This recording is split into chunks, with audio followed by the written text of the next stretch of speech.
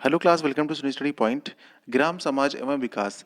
आज हमारी practice test series है 5। चलिए स्टार्ट करते हैं अपने क्वेश्चन। पहला क्वेश्चन है, ओरिएंटल ग्रामीण जमा योजना का संबंध किससे है? रोजगार, शिक्षा, वित्तीय समावेशन या फिर स्वच्छता? सही आंसर हो जाएगा आपका वित्तीय समावेशन।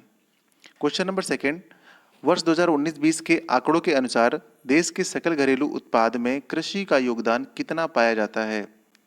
20%, 16.5%, 17.5% या फिर 22.5%?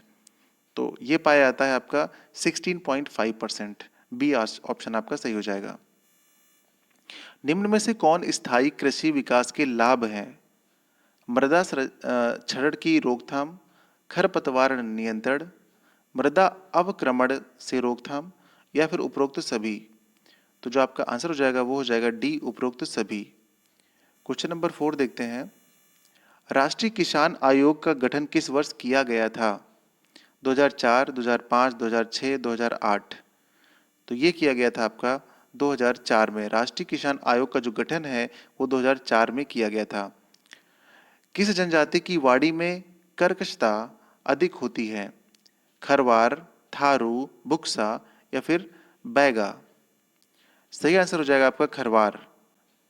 निम्नलिखित में से कौन सा भूमि सुधार भारत में सबसे पहले प्रारंभ किया गया? कृषि जोत की अधिकतम सीमा का निर्धारण, वंशी भूमि का भूमिहीनों में वितरण, जमींदारी उन्मूलन या फिर डी, चकबंदी? आपका सही आंसर हो जाएगा सी, जमींदारी उन्मूलन। क्वेश्चन नंबर 7 देखते हैं, वास्तविक यामोत्तर तथा चुंबकीय यामोत्तर के बीच क्षैतिज कोण कहलाता है? नमन कोण, चुंबकीय मान, द्विकमान या फिर संस्तृति? सही आंसर हो जाएगा आपका बी, चुंबकीय मान। क्वेश्चन नंबर 8, जब सुई उत्तर की दिशा को इंगित करे तो प्रिज्म के अंतर्गत पठन कितने डिग्री कोण पर प्रदर्शित होगा? ऑप्शन है आपके 0, 10 डिग्री, 30 डिग्री या फिर 60 डिग्री। तो सही आंसर हो जाएगा आपका 0। क्वेश्चन नंबर 9, एक पटवारी का सीधा संबंध होता है पटवार हलके से, जिले से, तहसील से या फिर पंचायत से? इसका सही आंसर हो जाएगा ए, पटवार हलके से।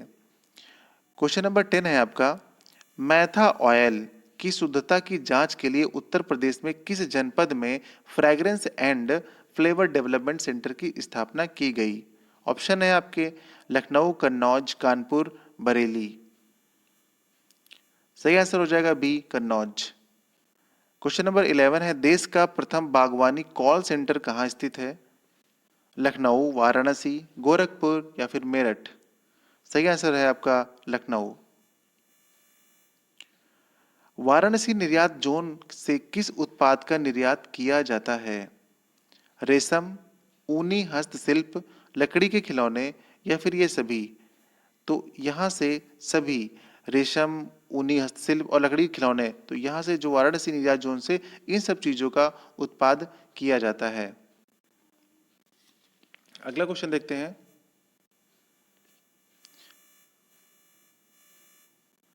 बादामी क्रांति का संबंध किस उत्पादन से संबंधित है? आलू, प्याज, मसाला, जूट? सही आंसर हो जाएगा आपका मसाला। तो जो बादामी क्रांति है वो मसाला से संबंधित है। क्वेश्चन नंबर 14, उत्तर प्रदेश का कौन सा नगर पांडवों की नगरी एवं पेड़ों की नगरी से प्रसिद्ध है? आगरा, मथुरा, गाजीपुर, कन्नौज? सही आंसर है आपका मथुरा। स्थानीय स्वशासन के संबंध में दिए गए निम्न कथनों में से कौन सा सही नहीं है? स्थानीय संस्थाओं के चुनाव से संबंधित निर्णय राज्य निर्वाचन आयोग द्वारा लिया जाता है। स्थानीय संस्थाओं में 1/3 स्थान महिलाओं के लिए सुरक्षित है। स्थानीय स्वशासन में ग्राम सभा के सदस्यों की न्यूनतम आयु 21 वर्ष निर्धारित है, या उपरोक्त में से कोई नहीं? तो जो आपका सही आंसर हो जाए वो हो जाएगा सी, स्थानीय स्वशासन में ग्राम सभा के सदस्यों की न्यूनतम आयु 21 वर्ष निर्धारित है।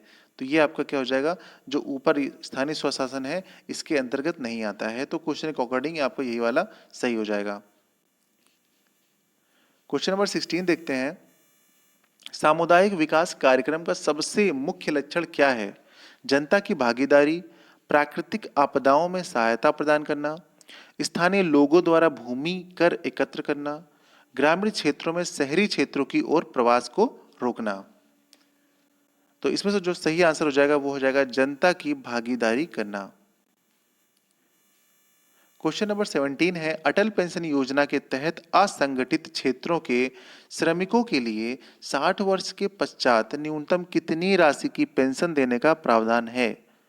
1500, 1000, 2500 या फिर 3000? इसका सही आंसर हो जाएगा बी 1000।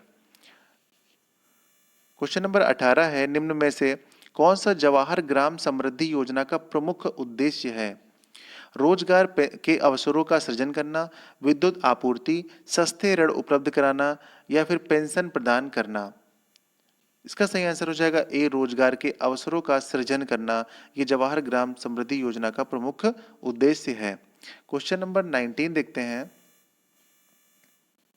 व्यवसायिक दृष्टि से गांवों में आर्थिक तंत्र निम्न में से किस वर्ग में विभाजित किया जाता है? जमींदार, भूमिहीन श्रमिक, ग्रामीण कारीगर या फिर ये सभी? आपका सही आंसर हो जाएगा डी, ये सभी। क्वेश्चन नंबर देखते हैं 20, निम्न में से कौन सा कथन ग्रामीण समाज के संबंध में सही नहीं है?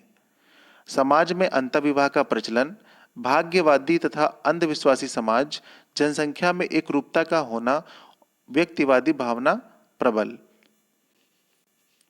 आपका सही आंसर हो जाएगा व्यक्तिवादी भावना प्रबल। निम्न में से कौन सी संयुक्त परिवार की विशेषता नहीं है?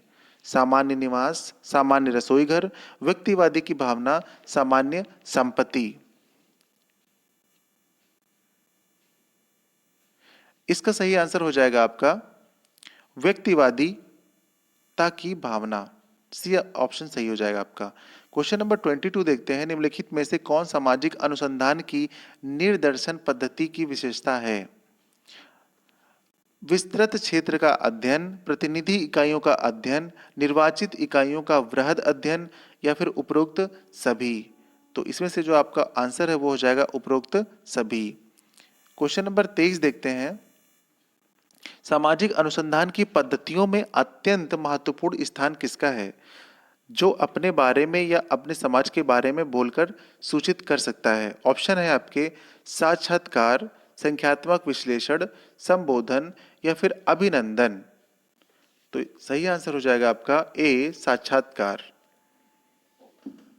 राष्ट्रीय स्वास्थ्य नीति 2017 के अनुसार कुष्ठ रोग के उन्मूलन का लक्ष्य किस वर्ष तक निर्धारित किया गया है? 2020, 2021, 2022, 2024? आपका सही आंसर हो जाएगा ए, 2020।